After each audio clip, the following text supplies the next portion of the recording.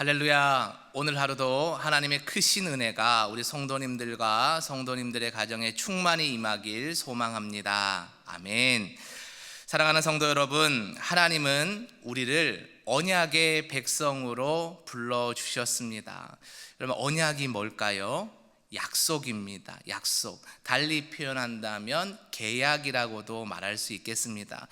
여러분, 계약이라는 것은 특정한 약속의 문구를 우리가 지키느냐 지키는지 못하느냐에 따라서 결과물이 완전히 다릅니다. 그러면 하나님과 우리 사이에 특별한 약속이 있어야 된다는 얘기인데, 그 약속이 뭘까요? 바로 하나님의 말씀을 잘 지키느냐 지키지 않느냐가 바로 그 기준이 되는 것입니다. 하나님의 말씀을 잘 지키면 우리는 언약의 백성이 되어서 하나님은 우리의 아버지가 되시고 우리는 그분의 자녀가 될 수 있습니다. 아버지니까 당연히 자녀에게 잘해 주시지 않겠습니까? 사랑해 주시지 않겠습니까? 끝까지 책임져 주시지 않겠느냐는 거예요. 만약에 우리가 하나님의 말씀을 제대로 지키지 않습니다. 우습게 여깁니다. 소위 말해서 우상 숭배에 빠졌습니다. 어떻게 되겠습니까? 특별한 관계는 없습니다. 언약의 백성은 없다라는 말씀이죠. 오늘 호세아서를 보면요, 1장부터 3장은 여러분 다 아시는 대로 호세아라는 남편과 음란한 여인 고멜에 대한 이야기를 은유적으로 말하면서 그 고멜과 같이 음란한 여인을 호세아와 같은 하나님께서 용서하고 품어주셨다라는 말씀으로 이어졌다면, 4장부터는 그 죄가 너무 무겁고 무거워서 왜 하나님께서 너희를 심판할 수밖에 없느냐를 알려주시는 말씀으로 시작이 되는 겁니다. 그러면서 가장 첫머리에 언급하시는 것은 결국에는 언약이거든요.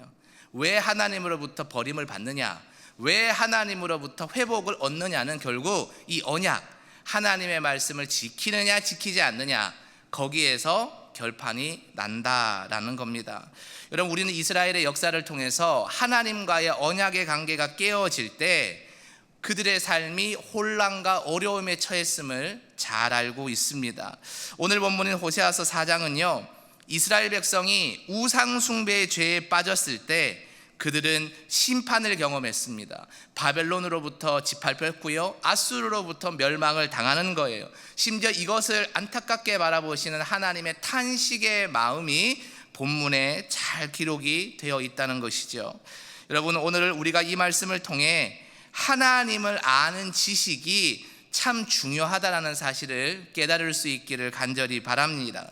그리고는 우리가 이 말씀을 통해서 우리도 하나님의 아는 지식을 회복해서 다시 우리 삶에 하나님과의 특별한 언약의 관계가 단단히 세워질 수 있기를 결심하고 결단하는 시간이 아울러 되었으면 좋겠습니다. 그래서 오늘은 하나님을 아는 지식의 회복이라는 제목으로 세 가지 교훈을 나누고자 합니다. 먼저 첫 번째입니다. 하나님을 아는 지식이 없으면 삶이 무너집니다. 우리의 삶이 무너지지 않으려면 하나님을 아는 지식이 있어야 된다는 것입니다. 본문 1절에서 하나님 이렇게 말씀하시죠. 진리도 없고 인애도 없고 하나님을 아는 지식이 없다. 누구에게 없다는 겁니까? 이스라엘 백성에게 없다라고 책망하시는 거예요. 여기에서 하나님을 아는 지식이라는 표현은 단순히 하나님에 대해서 머리로 아는 것을 뜻하지 않습니다. 하나님은 삼위일체 하나님이시고 예수님을 보내셨고 우리를 구원하셨고 십자가를 믿으면 모두 구원을 얻는다, 머릿속으로 알고 암송하는 것을 말하는 것이 전혀 아니라 하나님과의 언약의 관계 안에서 그분을 진심으로 사랑하고 따르고 있는 삶이 섰느냐 아니냐를 보는 거예요. 여러분, 하나님을 아는 지식은 결국 이겁니다. 하나님의 말씀을 내 가슴에 두고 참 감사하고 참 고맙습니다 라는 마음을 가지고 손과 발로 우리의 입술로 살아내느냐 못 내느냐가 하나님을 아는 지식이 있느냐 없느냐를 판단하는 시금석이다라는 것이죠. 이스라엘의 하나님을 아는 지식을 잃어버리자 그들은 금세 죄악으로 가득 찼습니다. 살인, 도둑질, 간음의 죄가 난무했다라고 2절은 기록하고 있고요, 심지어 그 욕심에 가득 찬 인간이 하나님이 만드신 창조 세계를 더럽혔다라고 3절은 또한 증거하고 있습니다. 이는 우리가 하나님과의 관계를 잃어버릴 때 우리 개인의 삶만, 영혼만 망가지는 게 아니고 우리가 관계하고 있는 공동체, 이웃, 가정, 심지어 세상 전체가 고통받을 수 있다라고 성경은 경고하고 있다는 겁니다. 오늘날에도 하나님을 아는 지식의 부족은 여러분 심각한 문제입니다. 우리가 하나님을 멀리하고 세상의 가치를 앞세워서 살면 우리의 삶은 혼란과 죄로 가득 채워지게 됩니다. 따라서 우리는 하나님의 말씀을 가까이 하며 그분을 알아가는 삶을 살아야 합니다. 여러분, 하나님의 말씀을 멀리하고 세상의 가치관으로 사는 게 우상 숭배인데 왜 우상 숭배를 하면 세상 가운데 죄가 가득하게 되겠습니까? 그 이유는 내 마음대로 살기 때문입니다. 하나님을 아는 지식, 다시 말해 하나님이 무엇을 원하시는지, 무엇을 기뻐하시는지, 무엇을 싫어하시고 벌을 내리시는지를 아는 지식이 없으면 결국 내 마음대로 사는 사람이 돼요. 교회만 오는 거지 세상 사람과 똑같이 내 욕심대로, 내 주관대로 사는 삶이 되는 겁니다. 욕심이 앞세우는 삶은 종욕이 앞서는 삶이고 결국엔 패망하는 삶이기 때문에 그러합니다. 이것을 꼭 기억하시고 하나님을 아는 지식을 품으시는 우리 성도님들 되시기를 간절히 바랍니다. 아멘. 두 번째로 기억해야 되는 교훈은요, 영적 지도자의 책임이 막중하다는 겁니다. 하나님은 이스라엘의 제사장들에게 강하게 책망하십니다. 왜 당시 제사장을 책망했겠어요? 제사를 똑바로 못 지내서가 아니라 그들이 이스라엘 백성에게 말씀을 선포하고 예배를 올바로 드려야 되는 것을 가르쳐주는 지도자들이었기 때문입니다. 그들은 하나님의 율법을 제대로 가르치지 않았습니다. 백성들은 그래서 영적으로 무지에 빠졌습니다. 6절 말씀에서 보면 하나님은 내 백성이 망하는데 무엇이 없어 망한다고 되어 있습니까? 하나님을 아는 지식이 없어서 망한다라고 선언하십니다. 당시의 제사장들이 자신의 역할을 다하지 못했기 때문에 백성이 타락합니다. 거꾸로 표현한다면 제사장들이 하나님의 말씀을 백성들에게 잘 가르치고 모범을 보였으면 백성들은 타락하지 않는 겁니다. 백성들은 결코 망하지 않는 겁니다. 제사장의 이 그룹의 역할이 제대로 되지 못했기 때문에 백성들이 망했다라는 겁니다. 여러분, 오늘날 교회와 가정에서도 이 영적인 지도자의 역할은 동일하게 중요합니다. 그러면 가정에서는 영적인 지도자가 누구겠어요? 우리 부모님들, 우리 조부모님들입니다. 부모는 자녀에게 신앙을 잘 가르쳐야 됩니다. 세상 가운데서 어떻게 하면 성공하고, 이럴 때는 저렇게 하고, 이럴 때는 이런 요령을 가져야 된다. 여러분, 이것을 가르쳐 주는 것도 인생을 먼저 산 선배로서의 부모의 역할이기는 합니다. 그러나 하나님의 말씀을 먼저 가르쳐 주셔야 됩니다. 여러분이 먼저 하나님을 아는 지식을 가지고 삶으로 그들에게 본받을 수 있도록 영적인 샘물을 흘려보내야지만이 그들이 그 샘물을 바라보면서 자신의 삶을 비춰가면서 하나님의 말씀대로 살아갈 수 있는 거예요. 그래야 이 땅에서도 하나님의 기름진 복을 누리지, 그렇지 않으면 이스라엘 백성들의 엄중한 경고를 들었던 모습처럼 우리와 우리의 자녀도 다를 수 없을 수 있다라는 무서운 사실입니다. 목회자와 교회 지도자들은 성도들에게 하나님의 말씀을 바르게 전해야 하겠지요. 동시에 목회자뿐만이 아니라 중직자뿐만이 아니라 우리 먼저 믿은 성도들은 그렇지 않은 새로운 신자들과 믿음이 연약한 자들에게 하나님의 말씀을 입술로, 삶으로 잘 전해야 되는 책임이 있다라는 겁니다. 우리 모두는 각자의 자리에서 하나님을 전하고 가르치는 영적인 지도자입니다. 그러므로 하나님의 말씀에 더욱 집중해야 되고 사모해야 되고 열심히 살아내려 애써야 합니다. 그리고 말씀의 진리를 실천하는 삶을 일상에서 살아가시면서 다른 사람들에게 하나님의 본을 세워가는 우리 성도님들이 되시기를 간절히 축원합니다. 아멘. 마지막 세 번째는요, 우상 숭배는 영적인 음행이다 라는 겁니다.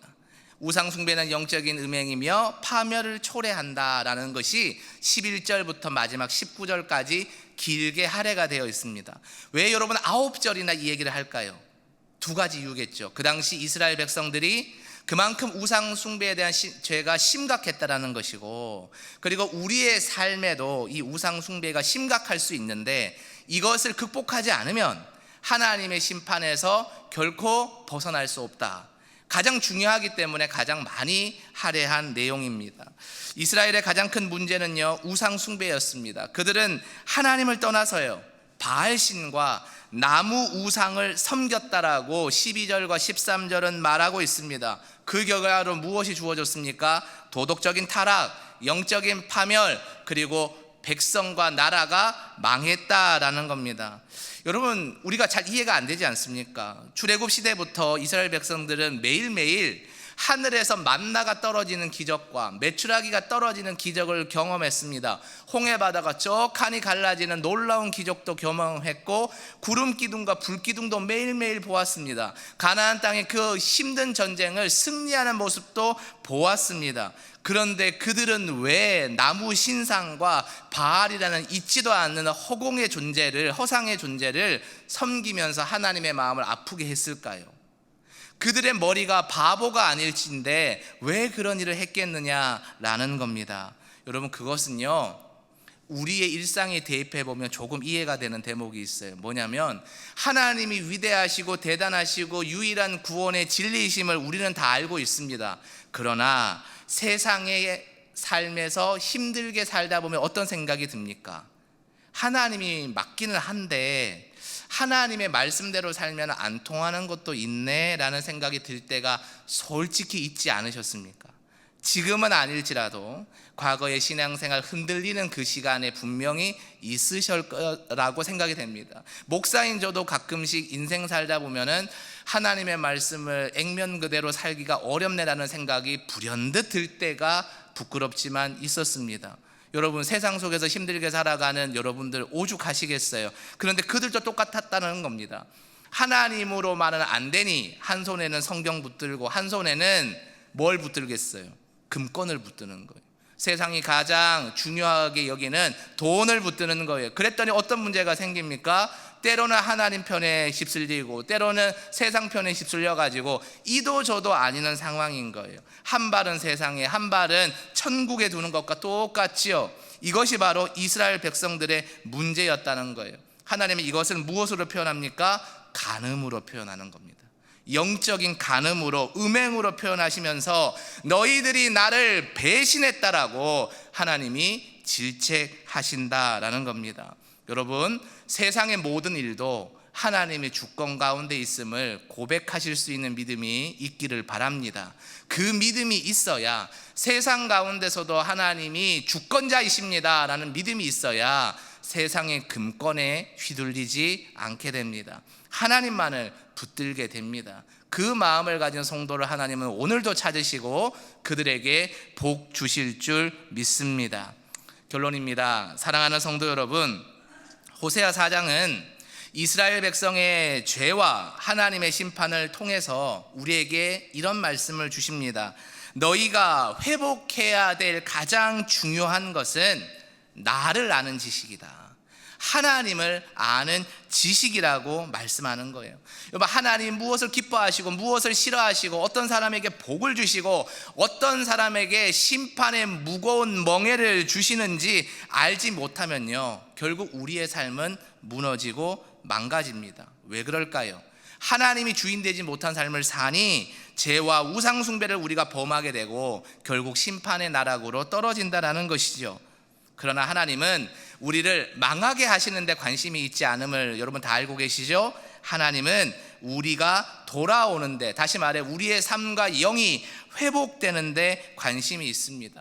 호세아서 보면 얼마나 말씀이 무섭습니까? 자녀들의 이름도 무서운 저주의 의미를 담아서 지으라고 하고 얼마나 두렵습니까? 그러나 그것의 궁극적인 목적은 우리가 혼이 나고 망하고 회초리 맞아서 피가 철철 나는 것을 바라는 것이 아니라 그 시간을 통해서 우리가 하나님께로 돌아오는 것을 바라시는 그분의 사랑에 있다는 겁니다. 여러분, 하나님은 우리가 우상 숭배에 빠지는 것을 싫어하시지만 그 결과가 망하는 것을 원하는 것이 아니라 돌이켜서 하나님께로 돌아와 다시 한번 하나님의 자녀의 언약의 관계를 회복하는 것이 그분의 목적임을 믿으시기 바랍니다.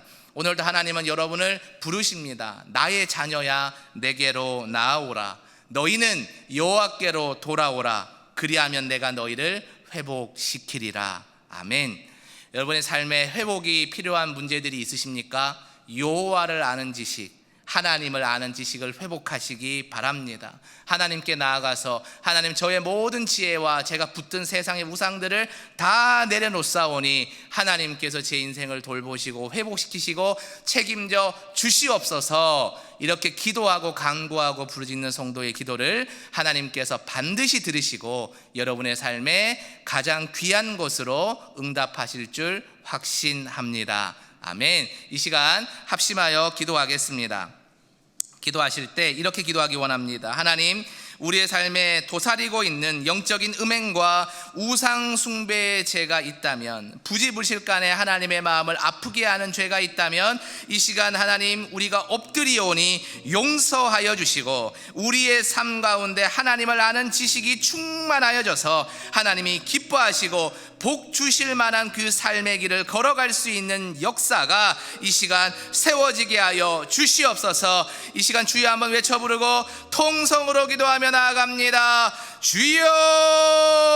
하나님 아버지, 이 시간 하루의 첫 시간을 하나님 앞에 나아오며 우리의 삶의 주인이 영적인 주권자가 하나님임을 고백합니다. 하나님, 혹시나 오늘의 말씀처럼 이스라엘 백성들의 그 죄가 우리 가운데 있지는 않은가 두려운 마음으로 하나님 앞에 고백합니다. 우리의 삶에 하나님과 우상 숭배를 겸하여 하는 영적인 음행이 있다면 이 시간 회개하오니 용서하여 주시옵소서. 우리의 삶이 회복되게 하여 주시고 세상의 것을 의지하는 마음이 사라지게 하여 주시고 온전히 하나님만을 붙들고 하나님이 우리의 인생의 주인이시오니 하나님께서 인도하여 주시옵소서. 역사하여 주옵소서. 우리의 삶을 새롭게 하여 주옵소서. 그래서 하나님께서 복 주실 만한 믿음의 반석 위에 세워지는 우리의 삶이 되게 하여 주옵소서. 간구하오니 주여, 우리의 기도를 들으시고 우리가 하나님이 기뻐하시는 마음의 합한 자로 세워질 수 있는 오늘 하루가 되게 하여 주시옵소서. 사랑과 은혜가 많으신 하나님 아버지, 우리가 일생을 하나님을 사랑한다 말했지만 때로는 우리의 일상 가운데 그 분주함 가운데 어려움 가운데 빠져서 때로는 하나님과 세상을 겸하여 섬긴 영적인 음행을 범한 죄인이었음을 고백합니다. 하나님, 또한 우리가 그 회개의 고백과 함께 간구할 것은 하나님, 우리의 마음속에 여호와를 아는 지식이 가득하여서 하나님 말을 순전히 믿음으로 나아갈 수 있는 백성들 되게 하여 주옵소서. 그래서 우상숭배의 덫에서 영원히 벗어나서 하나님께서 원하시는 언약의 관계, 아버지와 자녀의 관계로 회복되어 하나님께서 늘 돌보시고 사랑의 눈길로 회복시키시는 우리의 삶이 세워지게 하여 주옵소서. 하나님, 지난 한 주간 동안도 하나님의 놀라운 은혜로 우리를 인도하시고 붙드셨음을 고백합니다. 하나님, 오늘은 주일을 준비하는 토요일이오니 우리의 몸과 마음이 정결케 되게 하여 주시고 내일 다가오는 주일을 맞아 영광과 감사의 예배를 드릴 수 있는, 그것을 영적으로 준비할 수 있는 하루가 되게 하여 주옵소서. 또한 이 시간, 하루의 첫 시간 하나님 앞에 나와 간절한 기도의 제목으로 기도하는 성도들이 있습니다. 하나님, 그 기도가 결코 땅에 떨어지지 않고 하나님께 응답되게 하여 주셔서 하나님의 때에 하나님의 가장 존귀한 모습으로 이루어지는 은혜로 갚아 주시옵소서. 이 모든 간구를 주님께서 반드시 들어 응답하실 것을 믿으며 거룩하신 예수님의 이름으로 간절히 기도드리옵나이다. 아멘.